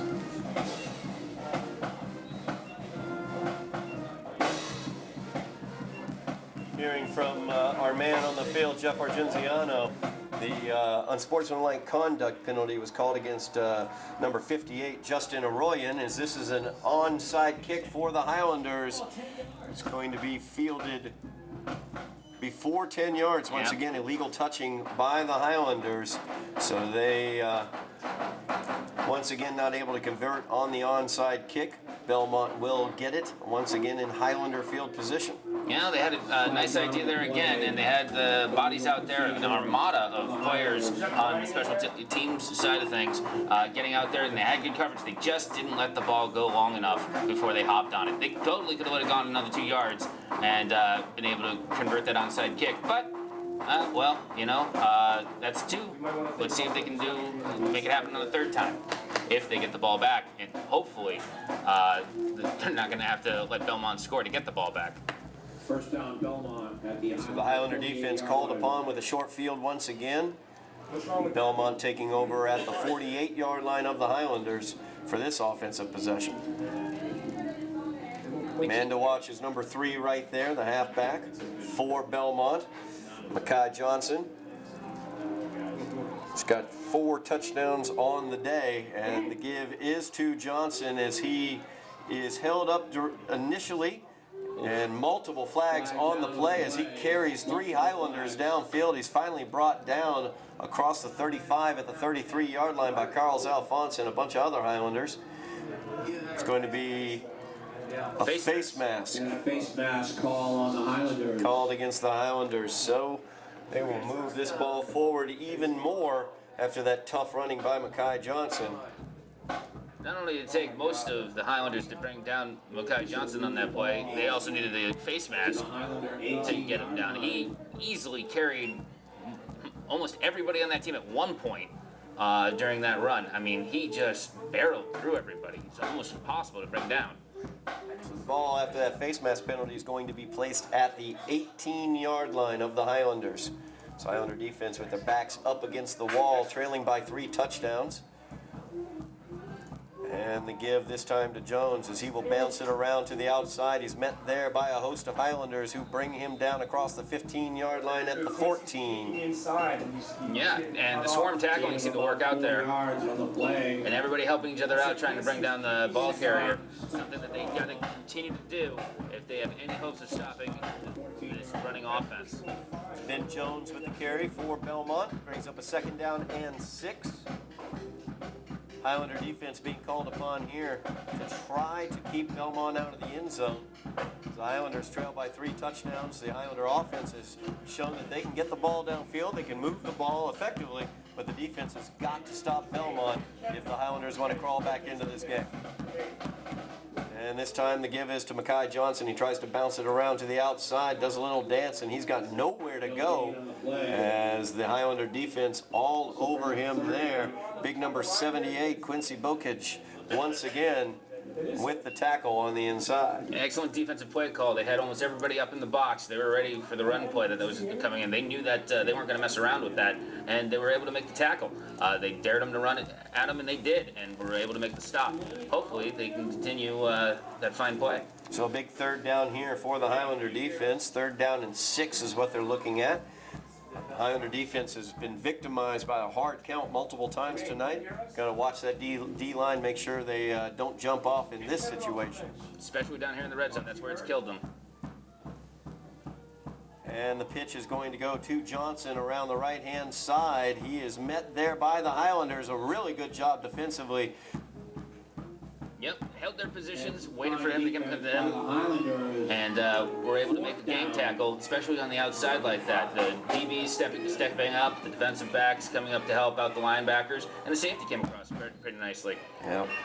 Jeleni Tall, a big tackle there for Jeleni Tall as he was able to knock Johnson down. They're going to line up for a field goal here with 4th down and 4. Just across the 2-minute mark remaining here in the 3rd quarter of play.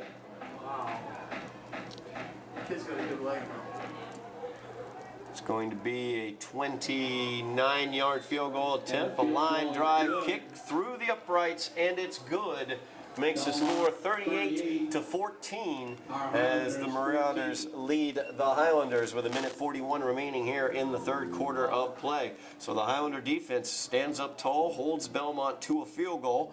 So it's imperative now for the offense to continue doing what they have done, what they've shown they can do towards the end of the first half as well as the beginning of the second half here. The offense for the Highlanders has been quite effective moving the ball downfield. So hopefully they can cash in again here as they'll be getting the ball back with just probably about 1.5 minutes remaining here in the 3rd quarter. Yeah, nice progress by the defense not to allow a touchdown, and it's got to be a moral victory for them. Show that they can actually stop this Belmont offense, and now hopefully the offense for the Somerville Highlanders takes note of that and tries to get them back into this game. For our Somerville Highlander band, that marching band. I notice out on the field right here where the Marauders have been kicking it. They've now put Shaq Joseph right over there. And the kick will go to Shaq Joseph.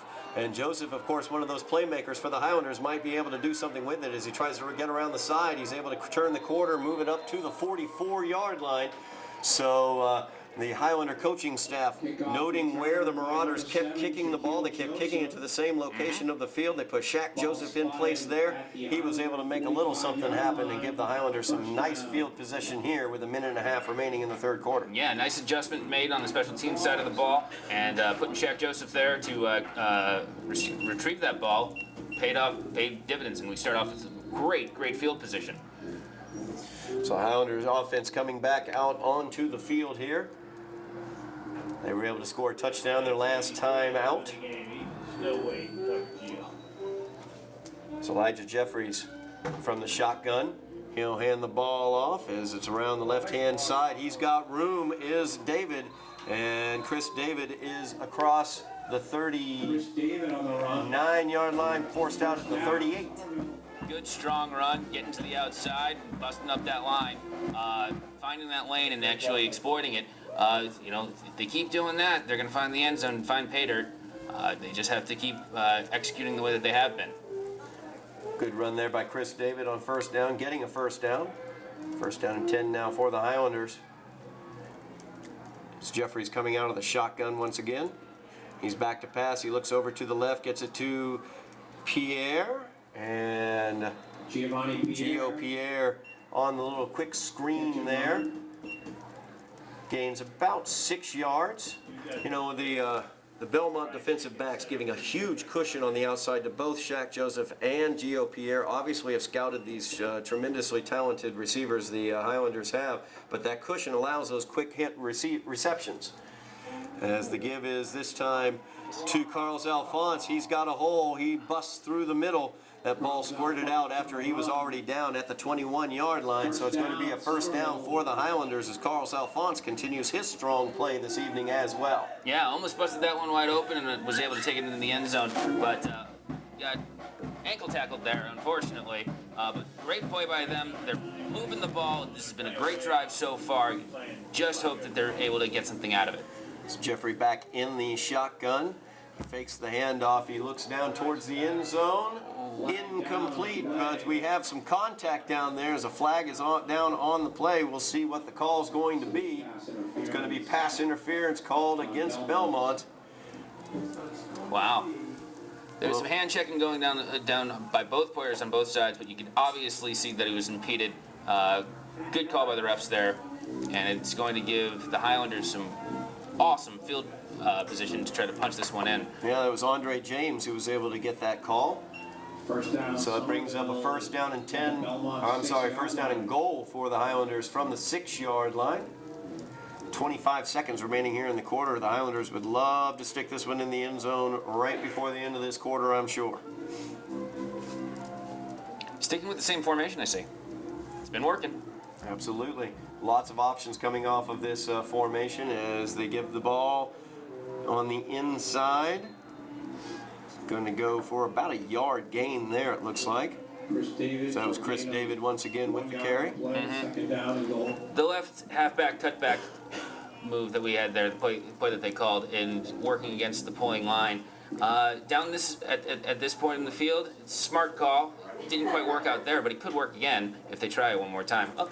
Yep, we have the end of the quarter. And the quarter has just... And that will be the end of the third quarter of play as the Highlanders still trailing in this one by the score of 38-14. Highlanders able to get a nice offensive drive, not only in the middle of that quarter to get a touchdown, but also in the midst of a nice offensive drive to end the quarter as they will have it starting off the fourth quarter, second down and goal from about the 5-yard line. As the Highlander offense, I should say, has done an excellent job throughout this game. As you can see, the coaching staff, Coach Fenton, getting his offense ready about what they're going to do in terms of a play here from the 5-yard line. Yep, and you have to admit that the momentum has definitely swung towards the Highlanders as this game has progressed, especially in the third quarter. Well, my old high school coach used to tell us it was all about winning quarters. You win more quarters than the other team, you're going to win the game. And, well, no one could argue that Belmont won the first half. Somerville definitely made some strides. I would give that third quarter to them. considering that they were able to score and hold Belmont to a field goal. That's true. Very, very true. Of course, the Highlander defense called upon to defend a short field as well, with 2 onside kicks that were not successful due to illegal touching. So we're going to open out the fourth quarter with a Somerville offensive play from inside the 10-yard line. 2nd down and goal from the 5. As Jeffries is joined in the backfield by Carlos Alfonso. He's got 2 receivers to his left, 1 to his right. Shaq Joseph is to his right. And the pass is to Shaq on the post, and it's complete. As Shaq Joseph lost his man and found the ball in the end zone for the Highlander touchdown. Excellent play call. Worked exactly as it did on the other side of the field. Pretty much a mirror image of the other touchdown that they were able to score in the 3rd quarter. Excellent execution. Great payoff. Nice long drive for the Highlanders where everything seemed to go right. They were definitely aided by that pass interference penalty on Belmont, but 7 points is 7 points. They'll take it any way you can get it. Absolutely, as the Highlanders looking to actually make it at 8 points as they're going for the 2-point conversion here. And Jeffries hands the ball off to the interior, and there is nothing going there as the Marauders had that one absolutely stopped right there, as Chris David could not quite get into the end zone to get the 2 points. So that's going to make it 38-20 is the score. Highlanders trailing by 18 with 10 minutes and 55 seconds remaining here in the game. And we have an injured Highlander down on the field, too. I can't quite make out who exactly it is. It looks like it's... Claude Blanc is who that is, offensive lineman. Hopefully he's all right. He's getting checked out by the trainers. Looks like his left leg there. Looking that out, looking over that. Coach Fenton out there to check on him as well.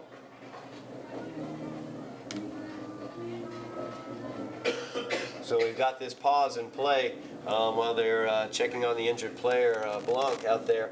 You know, Braden, the youth on this Highlander offense, we're really seeing a lot of good young players out there doing a lot of great things. Christopher David will be back next year. He's a junior. Of course, the sophomore quarterback, Elijah Jeffries, will be back next year. And Gio Pierre, also a sophomore on the outside, along with Shaq Joseph as a junior. All of those players will be back next year for the Highlanders. So in terms of the Highlander offense, in terms of playmakers on the Highlander offense, a lot of talent out there and a lot of bright future out there, I say, as well. Yeah, the skill positions are loaded for the Somerville Highlanders, especially with youth, and when you have young players that excel at an early age, especially while they're underclassmen, it really bodes well for the future of the program.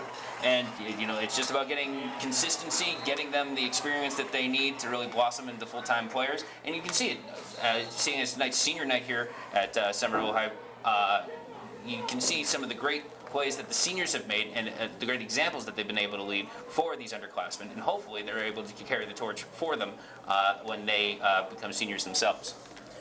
Good sign there, Claude Blanc able to walk off the field under his own power. As we will get right back into this kickoff, the Highlanders in the 3rd quarter of play tried 2 onside kicks. In both cases, they were called for illegal touching. We'll see what they do in this situation. As they fake the onside that time, they're going to back away, set up the normal kickoff formation. And this kick is a line drive kick. It's going to go out of bounds. And the kickoff. And yet another flag on a Highlander kickoff. That's not great. To put it lightly, you always hate to see a kickoff go out of bounds. It's one of those things that can be easily prevented. And Belmont really hasn't had a chance. We haven't really been able to see their return game yet due to all the onside attempts that we've seen. But honestly, that would have been better than to let them have the ball in good field position with the penalty. So with that penalty, it's going to be 1st down and 10 for Belmont at the 30-yard line. Of course, this will be the first time in the second half that Belmont hasn't started in Highlander territory because of the 2 onside kicks that they got called for illegal touching. So Belmont now has 70 yards, I should say, to go to hit pay dirt. Of course, Makai Johnson was able to do that with 1 play last half. That time, though, he's held up finds no room in the middle, and Johnson has nowhere to go. He's dropped back for probably a gain of 0, I'd say, if not a small loss. Yeah, excellent at the point of attack and the swarm tackling and the pursuit from the linebackers to come in and help the D-line bring down Big Mekhi Johnson. Definitely helped out there. So 2nd down and 10 here for Belmont. So once again in their base I formation. This time it's Jones as he gets it on the counter to the left. He is brought down immediately, though, as the Highlander defense does a great job on the interior. Once again, drops him after a gain of about 3. So that's going to bring up a 3rd down and 7 for Belmont here. Yep, run defense is improving. You like to see that as we get down to the crunch time. 10 minutes left in the 4th quarter, and it seems, I don't want to knock on wood, but that they might actually have found their footing against this run offense and have been able to, slow them down a little bit, which is exactly what they needed to do. No doubt about it, it's what they need to do. Down by 3 scores, down by 18 points. The Highlander defense would love to give it back to their offense after a 3 and out. Big 3rd down here for Belmont. As the give is to Johnson. He tries to cut it back, and he's brought down after a gain of about 4. Not enough for the 1st down, and it'll bring up a 4th down and 2 for the Marauders. And we'll see what they do here as they're going to bring on, it looks like they're going to bring on the punt team. Excellent stand by the Highlander defense. That was excellently done, and great group tackling to bring down some of their stud RBs on the Belmont side. They have to be happy about forcing the 3 and out. So Belmont here after the 3 and out, looking to punt the ball away. Shaq Joseph is back deep for the Highlanders to return. I don't know where And it is a high, relatively short punt. It's going to take a Belmont bounce, though, across the 30. There it is picked up. Not totally sure what Paulo Azevedo was thinking there as Azevedo grabbed the ball, but no harm. No foul. As he was able to control the ball after picking it up. And so it'll be the Highlanders' offensive ball at the 25-yard line. 8:41 remaining in the game. So the Highlanders, of course, trailing by 18 points. The offense has been methodical. They've used the running game to get the ball downfield. But with only 8:41 remaining in the game, Braden, they're going to have to speed things up to get back into this one. It's go time. It's getting to the point where, you have to really take the restrictions off and open up the playbook a little bit and start thinking downfield. And from what we've seen from these cornerbacks on the Belmont side, they're not able to stay with Shaq Joseph, and Shaq Joseph also has a huge height advantage on the guy that's covering him. Very true. As Jeffries will hand it off up the middle, wide open though, lots of room there, and busting through, going down to the 30-yard line. Huge run there for Carlos Alphonse as he busted it across into Marauder territory, brought down at the 30. Fantastic job for the Highlanders. There we go. That's what we wanted to see. A little bit of excitement. They fake us all out. We think they're going to throw the ball, and they bust out a big run, and they also fooled it on Belmont. Excellent play. No huddle here as they get him back up to the line of scrimmage. Jeffries looking to his left, going on the slant. He's got Gio Pierre, who skies for the ball and pulls it out of midair for the 1st down. Things are eating up. You got to like that. You see that the offense is feeling it. They want to move the ball, punch this ball in, get the ball back, and keep this thing going. 1st down now for the Highlanders at the 16-yard line. No huddle once again. Jeffries will get the play in. He's got 2 receivers to his left. He's got Shaq Joseph to his right. He also has Carlos Alphonse joining him in the backfield. He's got a second team in there. And Jeffries fakes the jet sweep. He's back to pass. He throws the screen, and it is picked off. Interception. As number 7, Justin Wagner, able to read and diagnose that screen pass, drop out, and make the interception. So a tremendous play there by Wagner. And that just took the air out of the balloon, I believe, for the Highlanders, unfortunately, here. With 7 minutes and 47 seconds remaining in the game, that was a very, very heartbreaking play. Yeah, not a backbreaker, but it's definitely a shame the way that one turned out. Obviously, didn't look off the coverage enough, and Wagner definitely sniffed out this screenplay. They have run it quite a few times tonight anyway. So now, once again, Mekhi Johnson as he gets across the 24 to the 25-yard line. He's forced out of bounds. Clock will run because his forward progress was stopped before he went out of bounds, and the clock running is of course what Belmont wants with that 18-point lead. Highlanders would love to get another 3 and out here defensively. Brings up a 2nd down and 7 for the Marauders. Yeah, most important thing is not to get discouraged if you're on the defensive side of the ball for the Highlanders. Yeah, the interception was costly, but you have to do your job, stay at home, and try to get the ball back for your offense so they can try that again. So about 7 minutes remaining here in the game. Belmont with the 18-point lead and the ball. As Cristofori hands the ball off.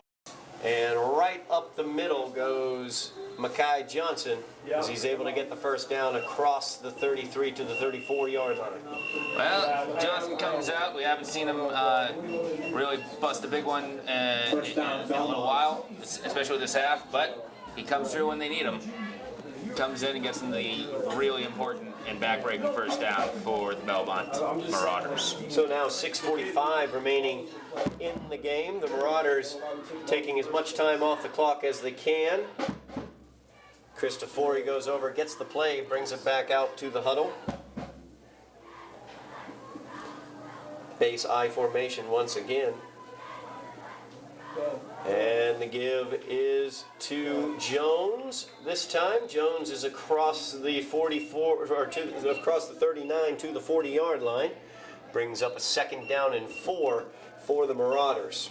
Yeah, one thing that I've noticed that has changed from the first half to the second half is that the linebackers aren't playing scared. They aren't playing back on their heels. They are stepping up into the gaps that they need to step into to help prevent the big runs and the open space that the running backs for Belmont were seeing in the first half. So that's, you know, a small victory for them, making that adjustment and being able to bring down the running backs before they can break it open.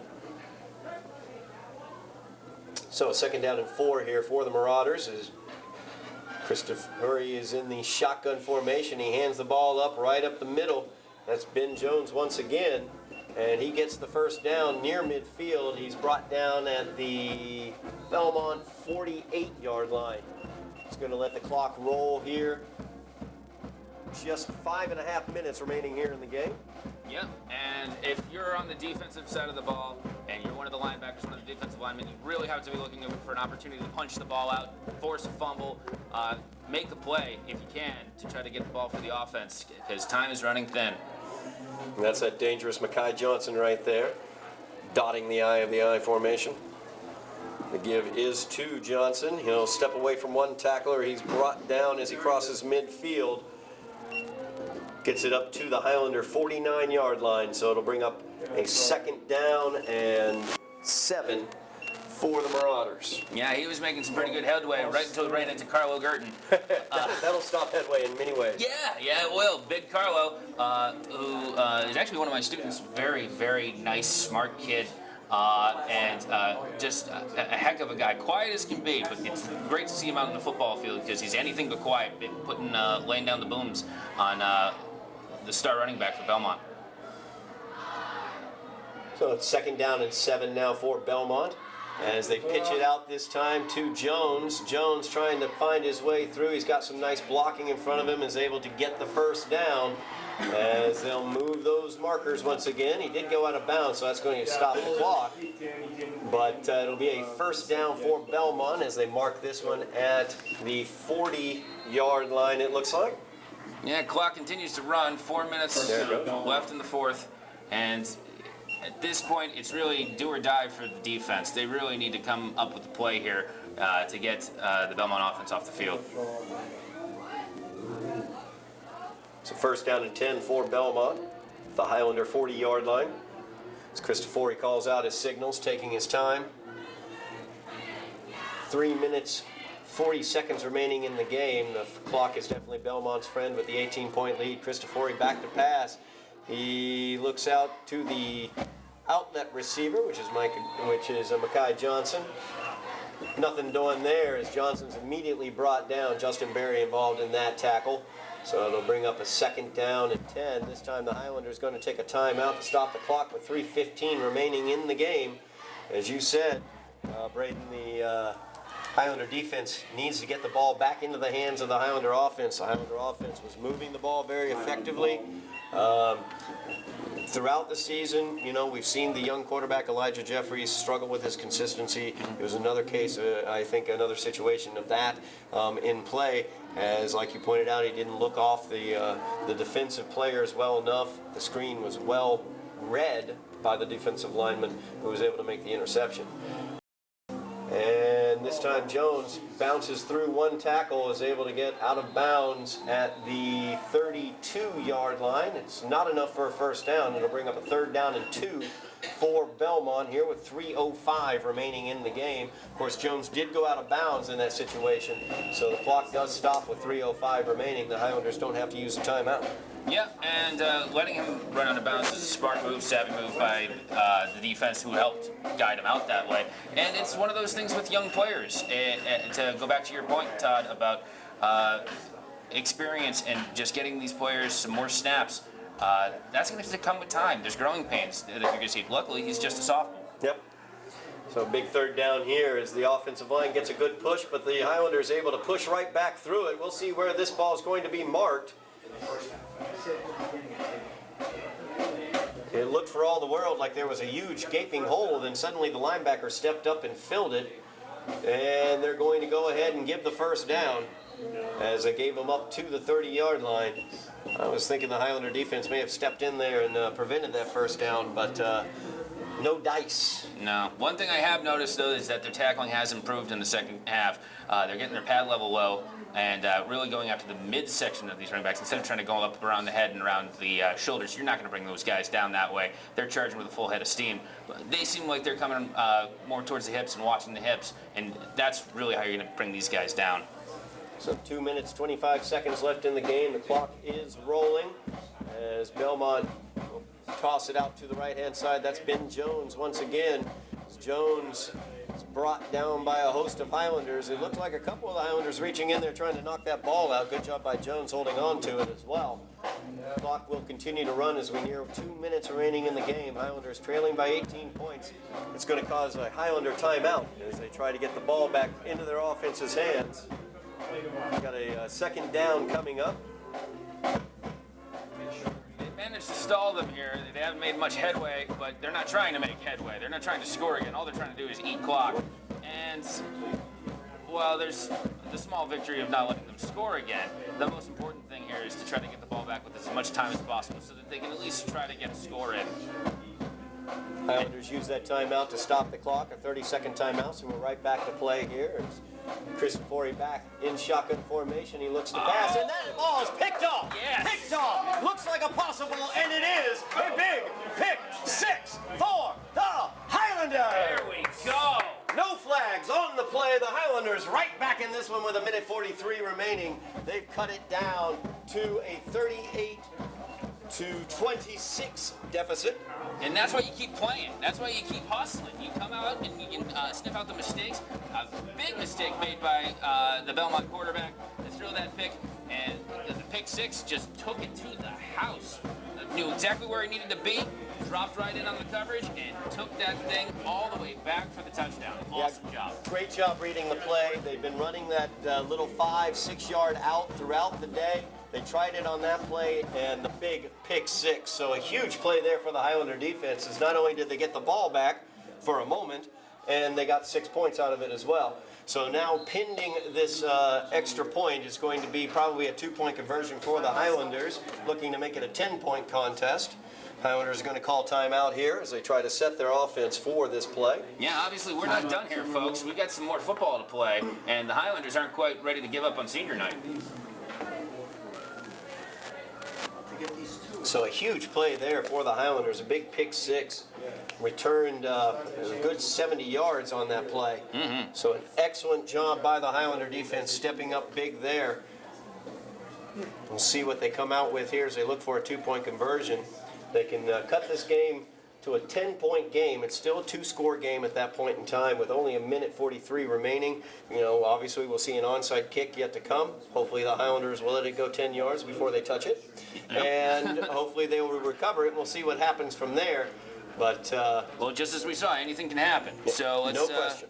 well, cross your fingers and hope for the best. But, you have to do your job at this point and execute. First things first, get the 2-point conversion.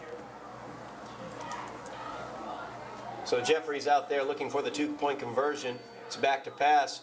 Goes on the slant, and that is good to Gio Pierre for the 2-pointer. So that'll make it a 38-28 contest. My math skills left me for a moment. Well, no, you're quite all right. Trust me, I wasn't going to get there. There's no way. I teach TV media, not math. So, excellent fade route, again, or post route, sorry, that they have scored on 3 times now. Yep. 1 for a 2-point conversion and 2 for 2 touchdowns. So, that obviously works. They can keep going to that. Hopefully, if they can get this onside kick, get back down in the position to score again, because it doesn't seem like Belmont can stop it. No, minute 43 left, as you can see right there on your screens. 38-28 is the score. Yes, that's 2 scores that are necessary for the Highlanders. But you never can tell what may happen. So we're going to see what the Highlanders come out with here on this kickoff. Be kicking away to Belmont. They have already attempted 2 onside kicks earlier in the second half of play. Both of those onside kicks were not successful due to illegal touching by the Highlanders. So we will see what the Highlanders come out with here. Of course, an obvious onside kick situation here for the Highlanders. I gotta admit, Braden, there's 2 guys back deep, so to speak, for Belmont, and I'm not totally sure why. Yeah, me neither. It doesn't really make a lot of sense. All the Highlanders have to do is try to get the ball past the 50 and then retrieve it. And here it is, as the kick goes past the 50, and it's recovered there by number 81. Good job by Kevin Martin. He's a wide receiver and defensive back for Belmont, and he took the ball took a little Sunday hop right in front of him. He was able to cut in front of a Highlander and pick up that ball. Yeah, Highlanders definitely had a chance at that ball, but they had the hands team out there, and 81 was able to corral it and bring it in. On missed opportunity, they're getting closer, and a little bit better on the outside kick. It went 10 yards this time at least. That's true. Hey, you got to build on that. And another thing that you can build on is the fact that last game, the Somerville Highlanders let it get away from them in the last 7 minutes. That's not the case tonight. Very true. Very, very true. Good point, Braden. A flag is on the flag. Down. Too many men are on the field. Too many men on the Illegal field. substitution, as both Ben Jones and Mackay Johnson were out there. Mackay is the one who should have stayed there. Number 3, number 34, Ben Jones was running off the field once they realized their mistake. But of course, they'd already broken the huddle. So that is the reason for the penalty in that situation. You can't break the huddle with 12 guys. So a minute 42 left, and Mackay Johnson gets the ball, and he busts it right up the middle as the Highlander defense just not quite able to contain him as he gets across the 40 to the 36-yard line of the Highlanders. Yeah, now it's not only just a game against the Marauders, it's a game against the clock. And if you're not going to be able to make the stops here, you're not going to be able to get the ball back. They do take a timeout here to stop the clock at 1:32, but they can't give up another first down if they want to get another shot at this. But you got to like the compete level that they're coming with. That's an excellent point, actually, that you made, Braden, is, last week against Masconomet, they were in the game. They were down 6 points, 7 minutes remaining in the game, and it got away from them. Whereas this game, no quit, no give up. They came out here in the second half of a game that they were trailing by a decent amount, and they've really showed their colors here, their ability to fight back and make this into a game. So an excellent job by the Highlanders there, not folding, but there still is a minute 32 remaining in this game, and you never know what might happen. Exactly. Belmont comes out, it's first down for them, taking their good sweet time, of course. And the give will go to Ben Jones as he tries to power through the tackler. He will force his way forward for a gain of about 4 on the play, so it'll bring up a 2nd down and 6. Once again, the Highlanders call timeout to stop the clock with a minute 24 remaining. Yeah, and if it stands to reason that they're going to run behind 72 and just run the ball here, I'd be surprised if they throw it, especially after the interception one for a pick 6.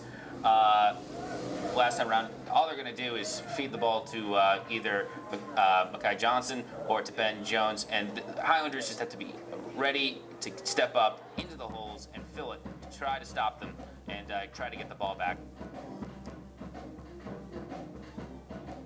One thing I've noticed whenever, and you can kind of see, you can see whether a player is a good handler of the ball, whether they protect the ball well, and it's kind of bad news. Ben Jones seems to be very good at protecting the ball, as does Mackay Johnson, so not much opportunity to rip the ball out of the hands for the Highlander defense, although I'm sure they might attempt that. With 1:24 remaining in the game, there's a give to Mackay Johnson. Big hole opened up for him at the offensive line. There they are trying to rip the ball away from him. No dice there, though, as Johnson's able to get it across the 10-yard line. Yeah, taking care of the pigskin, that's job number one for the running back, especially in a situation like this when it's crunch time. And a fumble will completely change the game. And Mackay just put his head down, barreled through, and kept two hands on the ball. So we're nearing the 1 minute mark remaining in the game. Belmont has the ball and the 10-point lead as they have the ball at the Highlander 7-yard line. Some late substitutions coming in.